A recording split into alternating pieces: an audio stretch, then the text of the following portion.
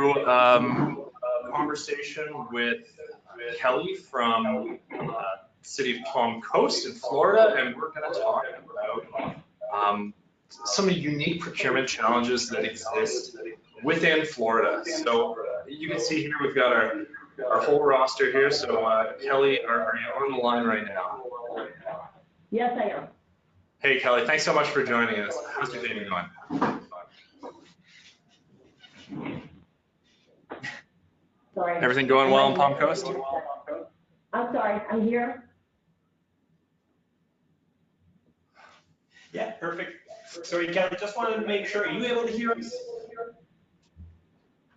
Yes, you're a little distant sounding, but I can make it out. Perfect, yeah. Okay, sounds good. All right, well, hey, thanks so much for joining us, Kelly. Appreciate it. Again, I'm Ian Roberts. I've been working here with Bonfire for quite a while now. I've had the pleasure of working with procurement teams across the US, and there is nothing quite like Florida procurement. There's something special about doing procurement in the sunshine and those extra, almost rigid requirements around transparency. So we're going to talk about that today and talk about how you've dealt with some of these challenges at Palm Coast and how technology is really making it all possible.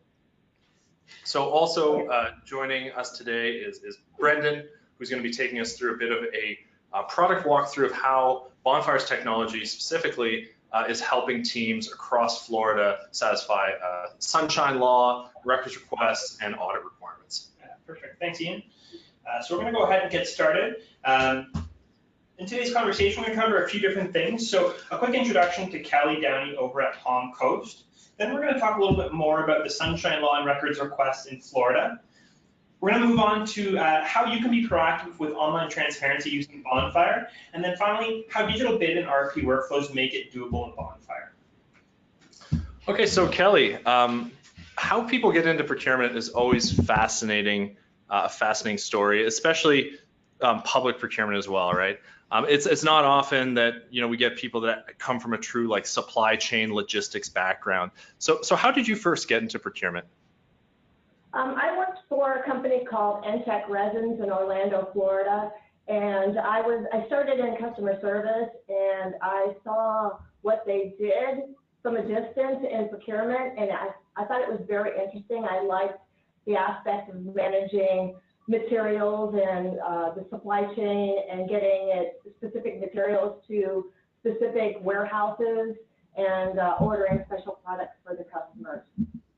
Okay, yeah, and that's it, right? I mean, in private sector, it's so strategic around driving value and savings and that supply chain aspect. But when you make this transition from private sector to public, all of a sudden the shift is we're spending taxpayer dollars. There's a huge amount of accountability. Transparency is key, and following the process is an absolute must. So what did that look like when you transitioned over to Palm Coast? It was a bit overwhelming at first, I have to say, because it was a totally different animal than I was used to. I was used to planning and reviewing all my inventory levels, and this was completely different. And then also with all of the requirements, because I had to make sure that I was conforming to all the ordinances and the policies and the sunshine laws, and I was constantly referring to those documents to make sure that I was complying with all those rules and regulations. So it was definitely overwhelming. Yeah, of course, and I mean it's true everywhere across the country, but especially in Florida, where these very broad public records requests and transparency laws exist. So Palm Coast is known really, and especially your department or the administrative services department is known for the innovation. So what were some of the challenges that you faced when you first got there, and some of the things that you're looking to always be doing better?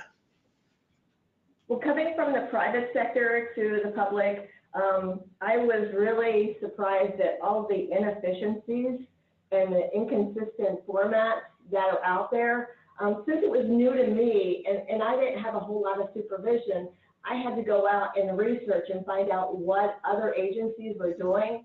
And there's no consistent formats or or ways of doing things. Everybody does it a little bit different, and they have their interpretation of how the ordinance and the laws are applied to them. So it was very challenging. The one area that really helped me, it gave me that stability, was Bonfire, because it was easy to use. It was a consistent format. It was easy for the evaluators to use.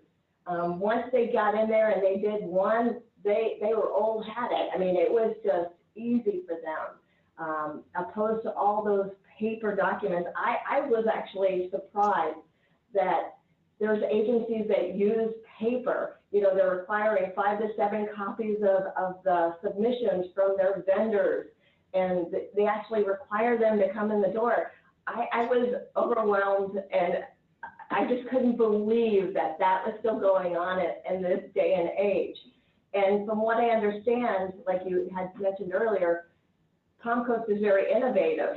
So when I go to events and I speak to other agencies, the majority of them are using the paper system. And if they do have another system, it's like the Manstar or VendorLink, which pales in comparison, in my eyes, to Bonfire and how efficient it is. Yeah, I mean, yeah, we hear that all the time. I mean, you had the advantage of never truly working in a traditional paper environment, which is, but I mean, can you imagine what that's like for your colleagues? I mean, it's the job is so hard. There's so many requirements, right? And you talk about consistency and following the rules and ensuring compliance. It's just within the parameters of traditional tools like paper. It's almost, well, I mean, it's maybe possible, but it's such a burdensome process. There's so much work to it that you can't do anything but just the process, right? There's no real chance of being strategic.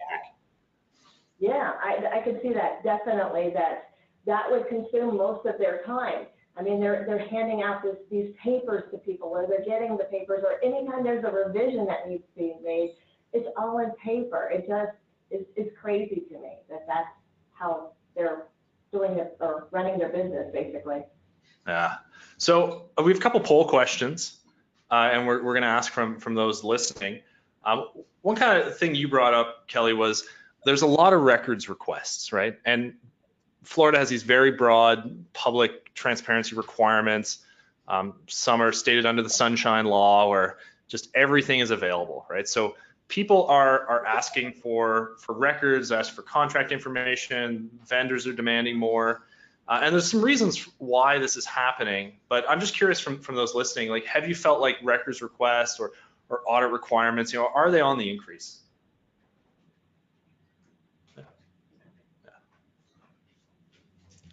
So I'll let the audience there see what they think, and we can talk a bit about that.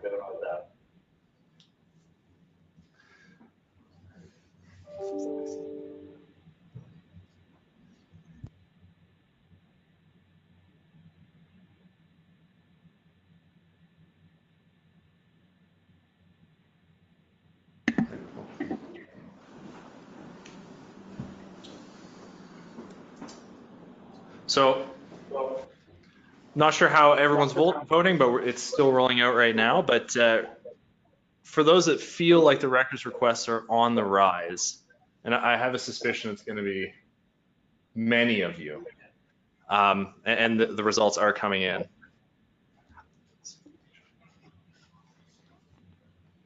So what's really interesting is this digital world we live in today, right? And maybe 5 years ago, a records request process, or even 10 years ago, was a very taxing and paper process, right? You had to submit a real request, you had to mail it in, it was a lot of work.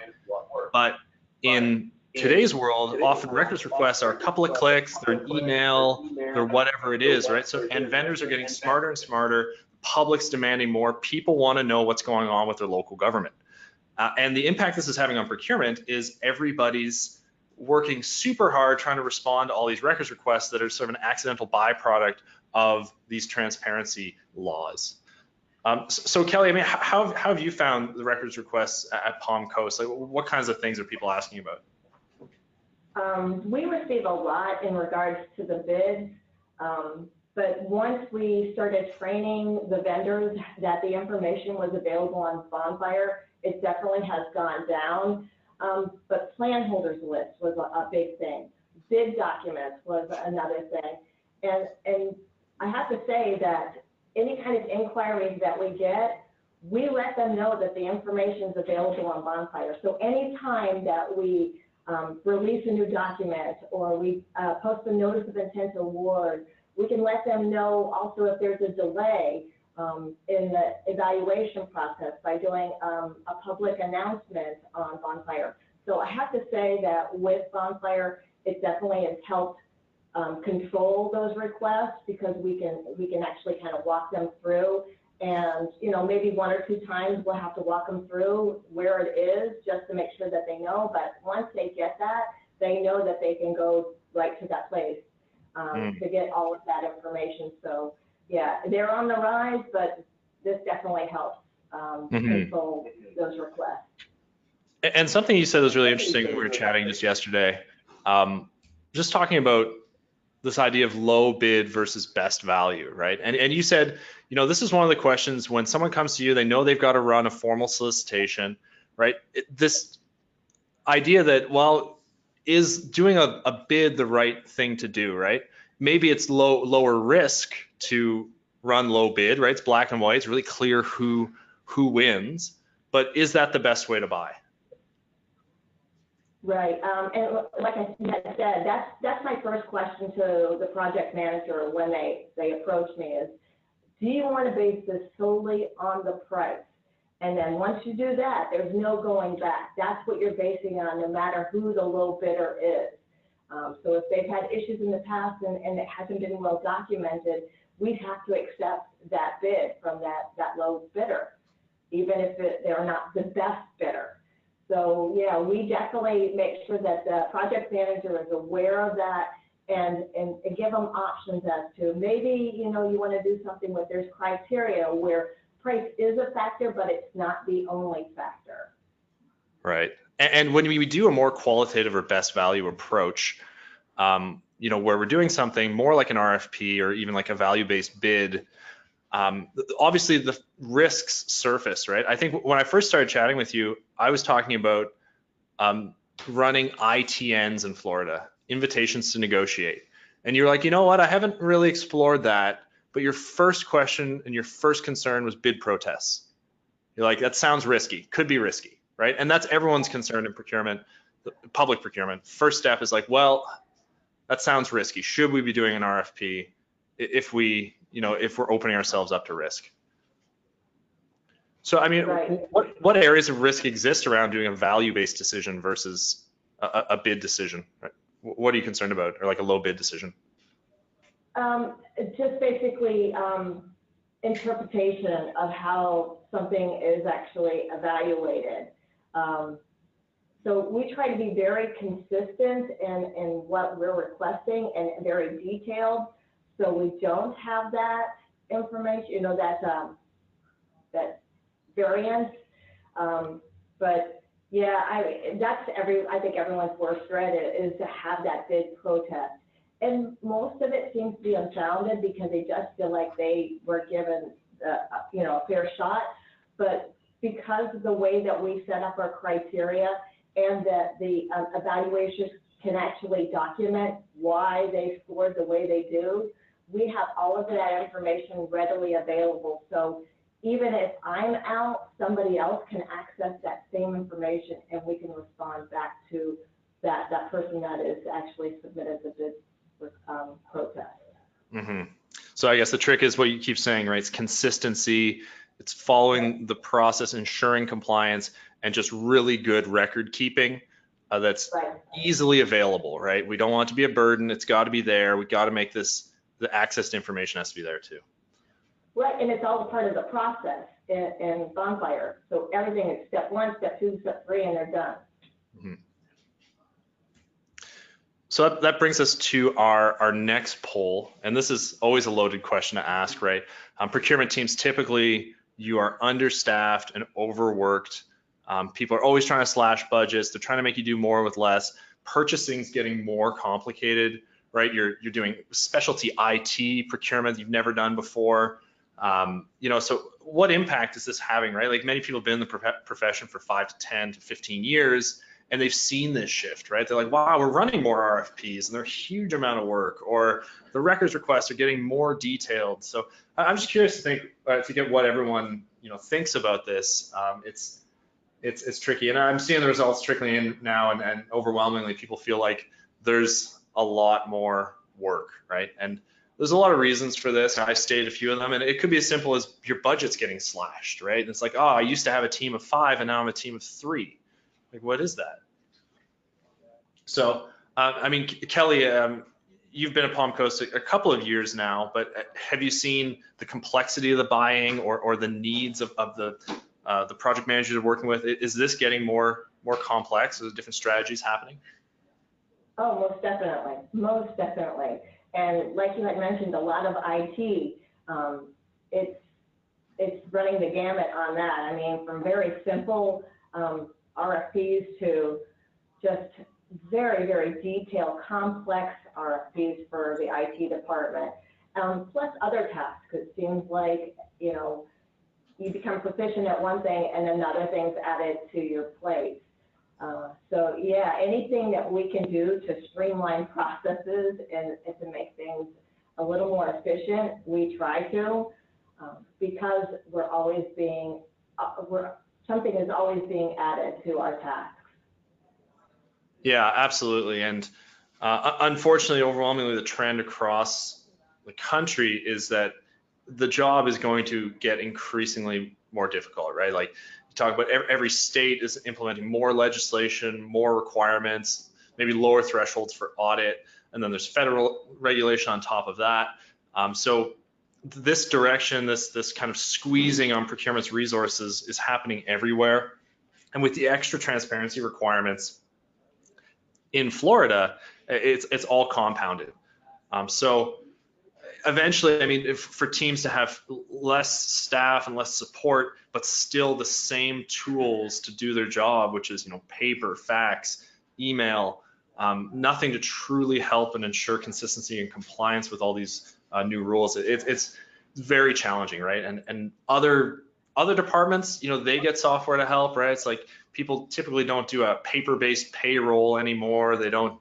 There's HR softwares, there's planning. I know there's still a lot of paper in all facets of government, but this area of procurement is an area that has a huge ripple effect on the entire organization, right? Because any strategic initiative or event or contract or new building or technology, it starts at procurement, right? It goes through this role. So you guys kind of hold the keys to potentially innovation at the entire government agency.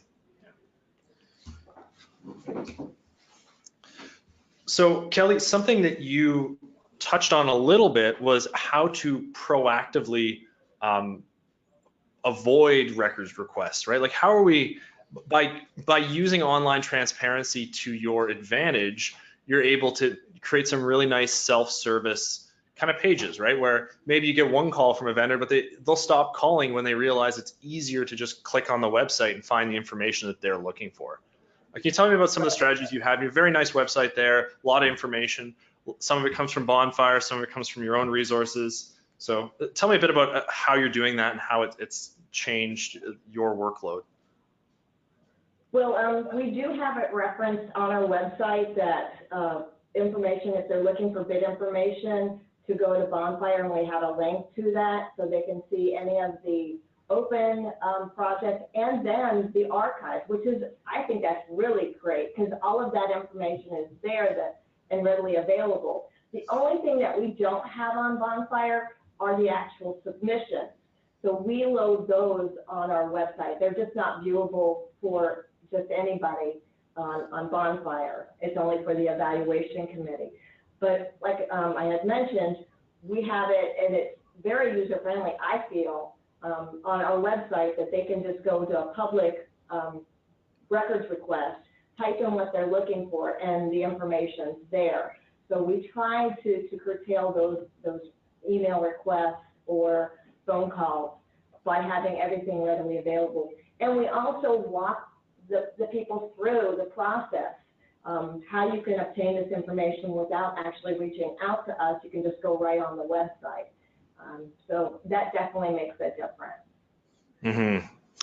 And I mean, this kind of stuff is really important, right? When we talk about that online transparency and that self-service component, right? Because that's going to cut back ultimately, you know, to get set up in the first place, a little bit of work, but you free up so much time on the back end, which allows you to be strategic. I mean, it's having a compounding effect, right? Because you're not bogged down in paper and process, you actually have time to think about these kinds of initiatives that are going to make, you know, your life easier, to make your city more prosperous, more effective, right? So that ripple effect really takes off from there. Most definitely.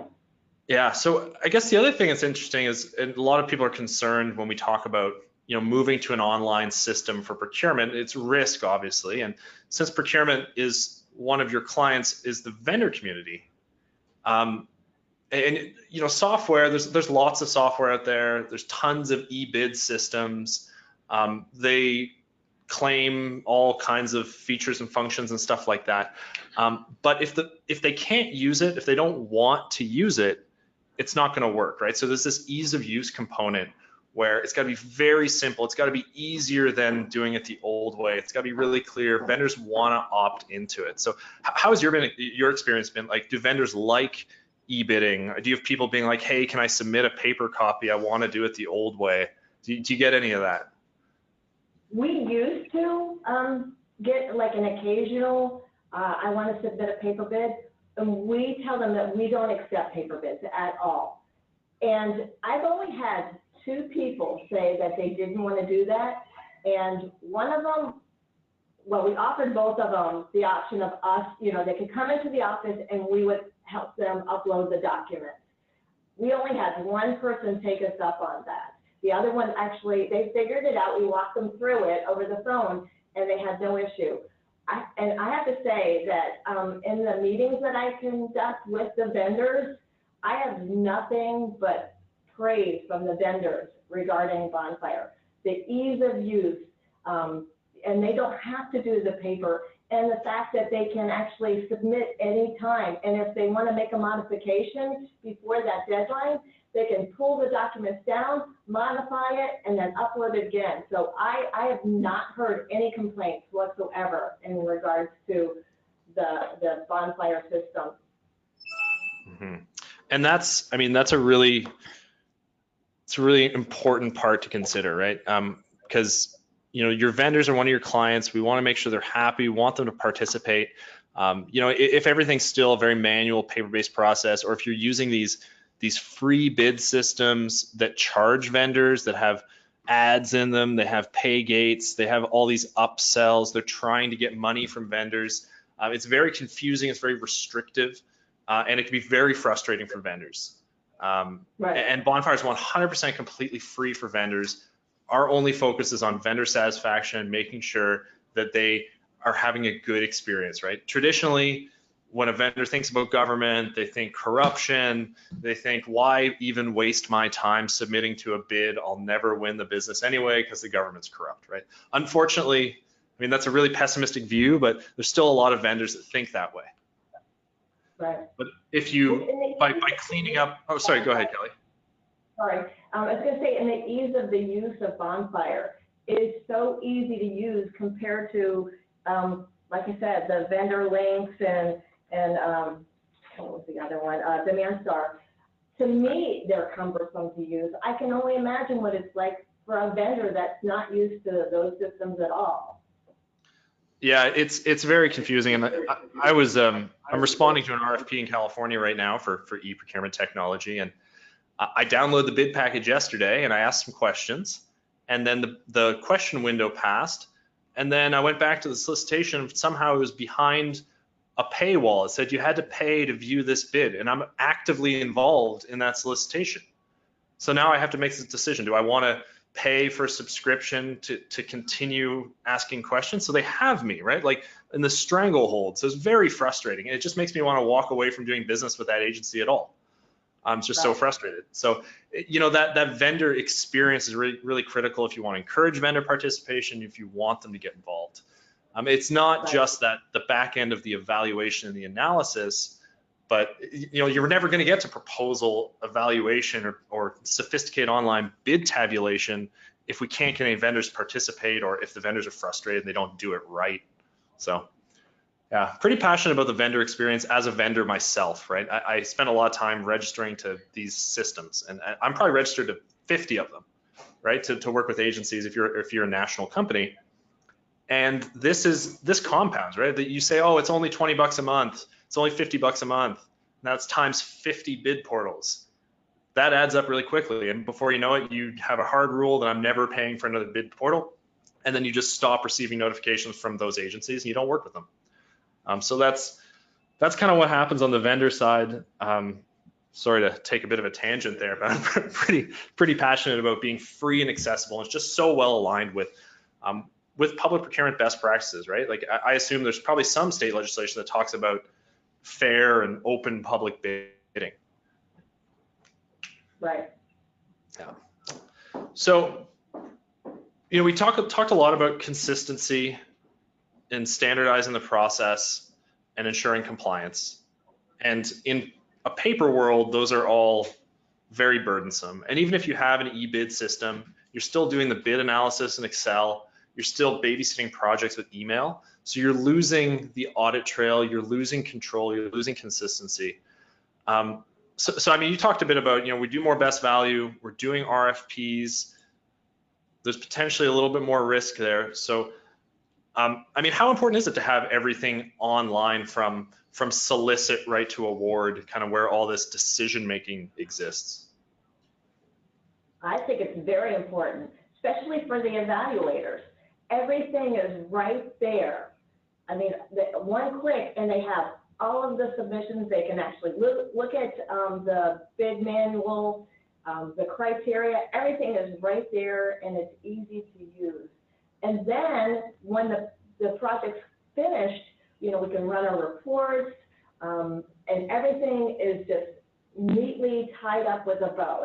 It's amazing. If you can't tell, I love Bonfire. But I mean, I can't imagine doing it any other way, because if I do receive a request from a vendor and they want to know how they compare to other vendors, I can actually just make a few clicks and pull that information and send them, the information and a chart or a graph and just anything that they want to know, I can pull very, very easily. I don't have to figure out how I'm going to pull this information. It's a click here and a click there. Yeah, and I mean, no one likes generating reports, right? Unless they're really easy to generate and you're proud of your work. So I mean, right. There's unfortunately a lot of teams are so bogged down in the process. Someone comes at you with a question, they're like, well, how many RFPs did you run last year? And what was the average time they took? And how much was spent in each one? And who are the people? Like if someone starts asking these questions, you're thinking, oh man, there goes my week to chase down this information. And that's not helping you do your job, right? It's retroactive. It's just historical questions about maybe what you're doing, right? CFO comes in, asks these kind of questions, or vendors are entitled to their debriefs, or the public's entitled to whatever records requests they have. So you have to respond to them. But it's not your full-time job, right? That's going backwards instead of going forward. So automating this is so important. The reporting aspect, that's just a grind, but it's also high risk.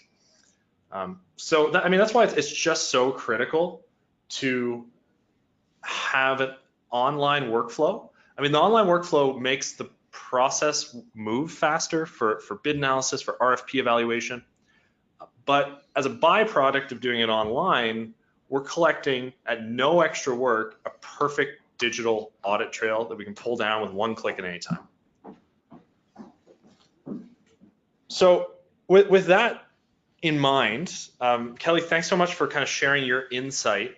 Please stay on the line. Feel free to jump in and talk a bit about how you use Bonfire and how it's helping you. But we're going to do a bit of a product walkthrough of how Bonfire can help you engage with suppliers, things like the messaging, distributing bid documents, all that stuff you have to do today. It's state requirement, legislation requirement.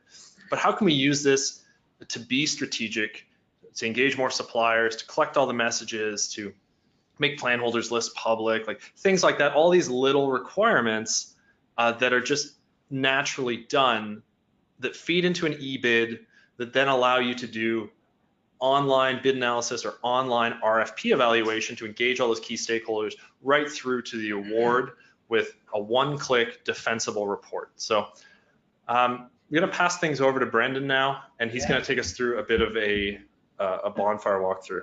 Yeah, thanks very much, Ian and Kelly. Really appreciate both of your insight there. So a quick introduction. My name is Brenden, like Ian mentioned. I'm a client success manager here at Bonfire. For what that means for those in the webinar today, really I'm the dedicated and trusted advisor for a set of our existing Bonfire clients, and I help tailor their unique use cases to Bonfire to ensure that they get the most value from the platform. So my aim with this demo is to do the same thing here, providing a high-level overview of how you can leverage online e-submission tools like Bonfire to generate value with digital submissions and evaluations.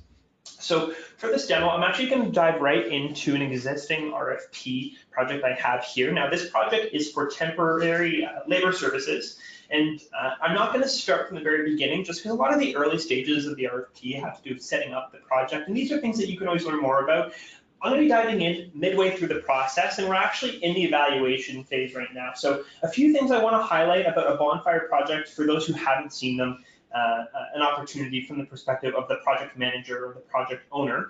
We're able to do things like assign public or internal files, and we make that designation to ensure that the right people have access to the right information. So I want to take note here that currently we're making publicly visible an addendum that we've applied, the main RFP documentation and submission instructions, as well as a list of all the document takers, which is something I'm going to touch on in a second. Now, something I also want to highlight really quickly here is that Bonfire actually captures the whole opportunity funnel from the very beginning with your invitation list. Now, obviously, this is a list of every proponent that we've explicitly invited, but being a public opportunity under the Sunshine Law, we have to ensure that everyone has access to this opportunity. And so this list does not include anyone who might have organically accessed the opportunity either directly from your online portal. The next stage in your funnel includes your document takers. So again, I can see I have 7 document takers across these sets of vendors, and this is a list I have exported and I've made available to be compliant with any access to information laws. The next stage is our intent to bid, and so of those 7 document takers, I can see we have 4 that have provided a formal intent to bid, and we can also see the date stamp for that intent to bid. And finally, we have our actual submission. So these are completed submissions we've received from our proponents. And I'll take note here, we have 3 successful proposals, and we have 1 eliminated proposal. I'm going to touch on why this one was eliminated in a moment. I do want to highlight here, though, that we actually provide a specific reason. So if you ever had a debrief request from B&M Consulting here, you have the ability to dive into the audit trail and understand why it was that they were eliminated. And in this case, we can see that they did not pass the mandatory phase of our evaluation. They didn't successfully complete that Form B certification. So I'm going to hide these pieces for a second. And what I do want to do just before I dive into the evaluation and showing how easy it is for an evaluator to apply a score for each of the proposals, I just wanted to highlight really quickly what the view of a vendor looks like as they're making their submissions. So I'm going to scroll over here, and what we're seeing on the screen here is the perspective of a vendor. So one of the things that I always note when I'm working with my clients is that while we always want to leave the benefit of the doubt with the vendors, that they're going to read all the instructions and understand exactly how we want them to structure their proposals, we can't always ensure that they're going to do that. Sometimes they go in, they download the files, and they just automatically start uploading their submissions. We can see here that Bonfires make it really, really easy to understand from the vendor's perspective what we're asking them to upload, because we've actually broken down each constituent part of their proposal into a separate requested document slot. So, and you can actually see each of these requested document slots has been organized into each component for each phase of the evaluation. So for the mandatory information, we're asking them to upload a Form A, a Form B, and a Form D. If you remember, that non-compliant vendor B&M Consulting was eliminated on the basis that they didn't complete that Form B certification correctly. Now, there's always multiple steps in terms of verifying that what the vendor is uploading is compliant or is accurate with what Bonfire is expecting in a very structured format. So we can see here that each one of these requested document slots has a red check cell or circle. And once we've uploaded a file into that slot successfully, meaning it meets all the minimum requirements for that particular slot, that shifts to green. And that's just another visual cue to the vendor to acknowledge that they have in fact uploaded the correct type of file to the correct slot. The idea is once you see green across the board, you can go ahead and submit and finalize your proposal. So I mean, in today's world, we often hear responsiveness is a big challenge with vendor submissions, right? They're missing information, they're adding unnecessary padded marketing material. So what we've seen with Bonfire e-submission, the way that that's structured submission checklist, we actually see a huge uptick in responsiveness just by making a really clear digital checklist, everything we need, it's all here. And then all of a sudden, instead of having to eliminate vendors for silly reasons or going back to them to chase them down for missing Form B, we can just focus on moving forward. We've got a nice qualified vendor pool right out of the get-go so we can make a competitive bid decision. Awesome, thanks, Ian. Now, just before I dive back into the perspective of a project owner running or facilitating that evaluation, I also want to highlight some of the key functionalities around messaging in Bonfire. So under the messages accordion here, as a project owner, I have access to start a new internal discussion with my evaluators if there's something I need to convey with them or ask them. I can post public notices, and these are public correspondences which get applied to the opportunity and are visible for any proponent or any public person who has access to the opportunity to view. And you can actually see here that this is where I posted that addendum notice for that first addendum. And then from the vendor's perspective, so long as the opportunity question and answer period is open, vendors can actually submit their questions through Bonfire, and we can see here that we're able to provide responses. So I can see Billy Carnegie from Carnegie Staffing, one of our proponents who's made a submission, asked the project owner, myself, what they're doing wrong with respect to the submission of one of the required documents or that labor rates pricing sheet. They said that Bonfire is indicating to them that there's an incorrect value on their hourly rates and asked for help. So again, Bonfire has provided Billy line of sight into what it is that they aren't doing correctly before they can actually successfully upload their proposals. And we can see here that me, the project owner, Brenden Knowles, has actually provided a response back to Billy. All of these Q&A messages get stored and are available to be produced from a one-click report if we ever need to make that information available either through the opportunity or through your own organization's website or through direct messaging. So next thing I want to show here again is the project owner's perspective in facilitating a really structured evaluation process. So with this being an RFP, there's multiple components we need to evaluate in each of our proposals. So if I open up the evaluation group section here, I want to highlight that I've actually broken out my evaluation into 3 stages. And each stage is represented by one of these evaluation groups. So the first is for our mandatory evaluation, and this is where we're just running through the pass-fail criteria to ensure that all of the forms have been completed as necessary and that all the references that our proponents have supplied to us check out. We can see that the next phase of the evaluation is our qualitative or technical evaluation, and this is where that best value consideration comes into play. So we can see here that I've mapped Lizette Xavier, one of our reviewers here at Bonfire, to review these criteria for the qualifications and capabilities, and that's a weighted criteria worth 25 points, as well as the Form E for profile and company experience, which is worth 40 points. And we're also mapping the appropriate requested information from each of the proposals to this evaluation group. And then finally, I've separated out the financial component of the proposals to be evaluated independently, and that's just to make sure that they're not going to influence any other part of my evaluation. And so you can see here that I'm mapping myself as an evaluator to this opportunity, and I'm going to be evaluating both total cost or the total bid amount from each of my proponents, as well as the financial background that they've submitted in their Form F. So again, we're going to be diving back into the project, kind of walking through the remaining components of the evaluation process. And so as a project owner, I have immediate insight into where I am along my scoring of my proponents from the scoring summary tab here. So if I go ahead and I take a look, what I'm seeing here is in each row, one of my proponents who's not yet been eliminated. And if I wanted to also show the eliminated submissions, I could see B and M. Now, this is another area where I can understand why it is that B&M didn't proceed to the technical or the financial evaluation. And again, it's because they failed on the completed forms criteria because they didn't successfully submit that Form B for certification. So ignoring the eliminated submissions and just focusing on those that we are moving on, I can see that all the scoring has been applied for our references, our qualifications and capabilities, and the financial component of the evaluation has been scored for both of the first two proponents, and we just have Kingline Agency left to score.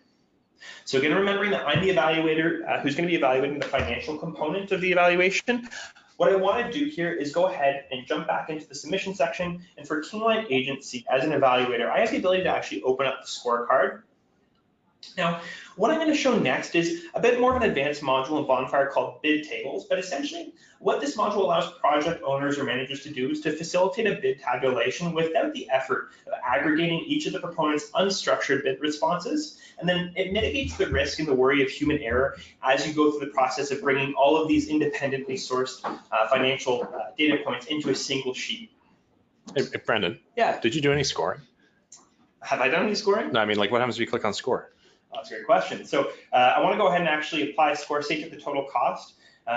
Whoops, not that one. Yeah, just criteria, right? Like this is what the reviewers see, right? Yeah. Yeah. That's a great point, Ian. And actually, so in this case, the total cost uses what's called a pricing criterion of Bonfire. This is another area where we're taking out the worry and effort from your evaluators because all they have to do is open up the bid table order list, which is something I'm going to show in just a second, take a look at what the total cost is from each of the proponents, and then input that amount here into this, this text box. And what Bonfire is going to actually do is it's going to rank order all of those costs that each proponent has provided in the bid table from the highest cost to the lowest cost, and it's going to attribute out of the available 25 points, the highest number of points to the lowest cost, and then inversely, the lowest amount of points to the highest cost, and then points to each of the costs in between proportionate to where they've been ranked. So just speaking towards that piece there, I'm going to go ahead and open up the order list. And again, the order list for the bid table takes all of the structured bid responses from each of our proponents, and it actually goes automatically aggregates it into this page that we're seeing here. So there's a lot going on the page, and just to simplify things, I want to highlight these three columns on the right show us the responses from each of the three proponents on each of the line items. So we have a line item for professional tech, a line item for clerical aid 1, 2, and 3, and same for the laborer 1, 2, and 3. You can actually bucket these into organizing baskets there. So on a per line basis, on the corresponding cell, I can see what each of the proponents has provided for their hourly rate, which I've just filtered here. So for the professional techs, I can see Carnegie Staffing has given us $27.30 an hour, IWB Companies is $28.50, and Kingline Agency is $27. Now, if I was really interested in making a selection on each of the individual line items as the project owner or the evaluator who's going through the selection process, I can just make the selection on the corresponding radio button. And obviously, we're looking for the lowest hourly rate. Now, we can make that determination just by looking at the rates, but Bonfire makes it really easy, even more, by using this green heat map, where the darkest cell on any given line item shows us the lowest cost, and the lightest cell for that line item shows the highest cost. So just using those green cells and not even looking at the amounts, I can make individual selections here. Now, another point for ease of use from the evaluator's perspective, if I don't want to have to make those selections, and maybe at the end of the day, I know I only want to work with one vendor, I can actually Bonfire make selections automatically for me. So if I use our auto select function looking for the lowest values for one vendor, Bonfire's got logic in the back end to actually inform us of all of the bids across all the line items, which of our vendors has the lowest cost. Now, in this particular case, I actually know that I don't care about the individual line item hourly rates, even though that is important information for me to have in the background. I do just care about the total cost, and that gets automatically aggregated and displayed in this top total row here. So for Carnegie Staffing, $774.20, for IWB Companies, $834.60, and then the one that's really important for me is Kingline, $812. So I'm going to keep this $812 total bid amount in the back end, or in the back of my head, and I'm going to jump back into the project and access that same scoring summary I had just shown before. So again, from the submission section, I'm going to click scorecard. For that total cost worth 25 points, I'm just going to enter in 812. And for the comment, I'm just going to say that this was input from the bid table order list. When I save the score, again, Bonfire is going to automatically attribute points to this, this particular criteria based on where this cost ranks out of all the available costs. And then for the format financials, just because we're in the demo here, for the sake of the example, I'm going to say they had a pretty satisfactory response here, so I'm going to give them a 3 out of 5. This is another type of criteria. You have a lot of flexibility as a project owner to define exactly how you want your evaluators to score each of the criteria, whether that be on a 0 to 5 scale like we're seeing here, a 0 to 10 scale, a 1, 5, 10. There's lots of different options.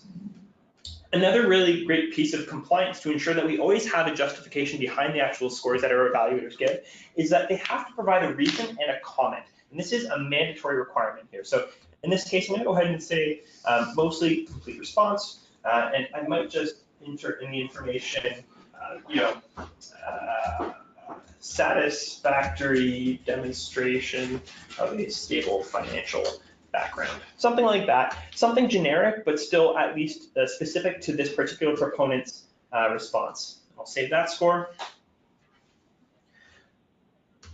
Now, just before I step out of this view, I just want to highlight again, I was made a reviewer in one of the 3 evaluation groups, and as a result, I only have access to the criteria that are mapped to that evaluation group. I don't have access, I can't see the scores or the ability to score any criteria for that qualitative evaluation phase or even the mandatory phase at the very beginning. And this is another piece to highlight with respect to the granular control our project owners have over exactly how we facilitate these evaluations. I'm just going to hide this piece here. So conceptually here, I can see that my progress as a scorer is done across the board, and that's indicated here by Bonfire. Now, from the project owner's perspective, I can run a quick check again from the scoring summary to ensure that there's nothing left outstanding. All the scores have been applied, and now I'm ready to actually go ahead, make my consideration around who we should award, and then we'll take it from there. Now, as we all know, even though the competitive process may have concluded and you've provided your award, your job as a project manager is never necessarily done. In the event that you receive something like a freedom to information request or a vendor debrief request, having access to these audit trails behind every component of the opportunities is crucial, and this is where Bonfire really shines. Everything that I've shown you here has the ability to produce insights that we can share at a granular level with anyone who's asking for this information, whether it's a vendor or another public party. So I'm going to actually dive right over into the report section. Every single Bonfire project, whether it's an RFP or an ITB or any other type of procurement process, has the ability to produce reports at a single click. And you can see here that we can produce Microsoft Word or Excel reports. One of the things that I want to highlight here is that as the project owner, when it comes to receiving a request for information, I don't just have to spit out the whole thing, every part of this opportunity. I have really nuanced capabilities to pull out information that's relevant to the request without sharing everything. So let's say that I've got a request and I have to share information around, the questions and the answers that were asked and provided in the opportunity. I could go ahead, select that, and download a report that only provides that information. Maybe I've been asked to provide an overview of all of the scores and all of the comments. I can go ahead and select submission scores with those comments. Both those selected will download a one-click report that produces this information. Maybe I want to omit the comments and only show the scores. Lots of granular capability here. And another example is maybe we have to go ahead and show our opportunity funnel to the requesting party. So we already remember that I uploaded the document takers list. Maybe I want to complete that by including the intent to bid as well as the submission information. So with respect to producing these one-click reports, it's really simple from the project owner's perspective, and it gives us a lot of control over what information we do want to share that's relevant to the request versus that information which is not relevant. Now, one of the last things I want to highlight here in the demo in the last few minutes is a new feature that Bonfire is actually releasing called proposal analysis. And this feature really allows us to aggregate the information around each proponent's scores.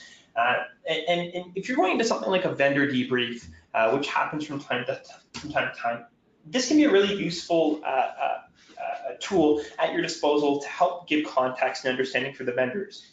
So accessing proposal analysis, again, very simple. Scoring summary, maybe Kingline Agency wants to understand why they're the lowest scoring or the non-successful proponent here. So I'm going to go ahead and click on their proposal in Bonfire. We're going to load up that new page. few things to highlight on what we're seeing here. Automatically, what I can see is on the left-hand side, I have the ability to view any of the proponents that have submitted here, so the 3 proponents. Now I'm currently looking at Kingline Agency, which is what we're intending. I'm able to see Kingline's overall score, and I can actually also navigate between the bid documents included in their proposals. Now, another piece to take note of here, we can show this information in a number of different formats, whether it's a bar chart, a pie chart, or a data table. The data table is really useful for giving additional context and clarity behind those 2 graphs, and just to kind of add additional information there. When we talk about these bar charts, what we're really looking at are, on the x-axis, the 4 weighted criteria that were used to evaluate these proposals, and then on the y-axis, obviously, the available points. And if I hover over one of these criterion, I have 3 bars in that particular section. So the orange bar, the solid one, shows me what Kingline received in terms of points for that particular criterion, in this case, the Form E for profile and capabilities. And we have a comparative view against the average points, which is represented by this diagonal line bar, as well as the highest points that were awarded for this particular criterion, which is this dotted bar. So as I hover over it, this little pop-up tells me that Kingline Agency received 8 points out of the available 40, whereas the average was 21.33, and the highest was 32 points. The pie chart gives us an additional layer of context by allowing us to understand the weighting of each of these criterion relative to each other. So in addition to being able to hover over again that Form E and seeing that distribution of points between the selected proponents, the average and the highest, I can also have a visual indication that Form E, being worth 40 points out of 100, is the highest weighted criteria, and I can see that also visually because it takes up 40% of this pie. So if I was in a vendor debrief with Kingline Agency here, and they wanted to know why, even though they did really well on the total cost and almost met the average for the Form F, they came in last. We can automatically determine from this pie chart that when it came to the most important or the most heavily weighted criteria, which is that Form E, that they only scored 8 out of 40. The average was 21.33 and the highest was 32 points. So this is again giving you that foundation to really speak confidently from. Now, if you need to go a bit more deep than just the actual points assigned, if we scroll down, we can again see our scoring summary. And if we click on scoring comments, we can actually get even more insight into that particular proponent score for a given criteria. So if we're looking at that Form E for profile, company, and experience, we can see that Lizette had indicated that the proponent was unable to support the capability to supply a professional technician, which again is one of those roles or those professions that we're asking the proponents to actually submit on. So this is giving us a really, really strong foundation to speak confidently from when we're going into things like vendor debriefs, or if we just need to share this information generally with any requesting party. So there's a lot more in Bonfire that we can always dive into. Now, obviously, we don't have a whole lot of time here, and I want to leave it open for any questions to flow through. So certainly, if you have any other questions, please feel free to pose them in the chat for the webinar here, or you can follow up with one of your reps, or go to gobonfire.com and make a request for a demo as well. So with that said, we actually have one last survey here, and this pertains a little bit to what we've covered here. It's pretty straightforward. If you're interested in learning more about risk mitigation using online RFP and big workflows in Bonfire, please let us know right now in the bid that's about to, the poll that's about to open.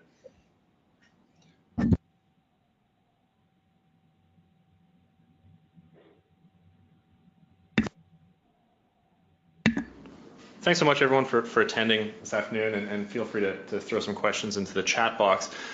One thing about these, we got into some very granular workflows here. There's a lot that can be done online. The important part is capturing that online workflow so that you can report on it with no extra work, right? You just pull out the information you need whenever you need it. Bonfire holds onto the audit trail. But the key part is getting everyone to use it, right? It's easy to use, the evaluators like it, the scorecards are easy, the vendors like it, there's no paper, and the buyers like it because it makes their lives easier, top-down visibility. One thing we didn't touch on today is the public procurement portal that is a natural byproduct of doing these workflows online. So I'm not sure what Brenden has in his demo environment right now. I'm putting him on the spot. But if we look at the public procurement portal that surfaces in Bonfire, this is where you can have vendors start to self-serve information, right? They're seeing key information, and what Kelly was talking about with past opportunities, they all show up in this procurement portal as well, right? So when this bid closes, we have this historical event. So if the public wants to know about it, they go to this transparency portal. They can see how the bid unfolded. They can see exactly what happened, the messaging, the documentation, anything you decide to make public. And even as far as publishing the award amounts, the bid results, the apparent low bidder tab. There's a world where public bid openings are a thing of the past because vendors just go here to see results.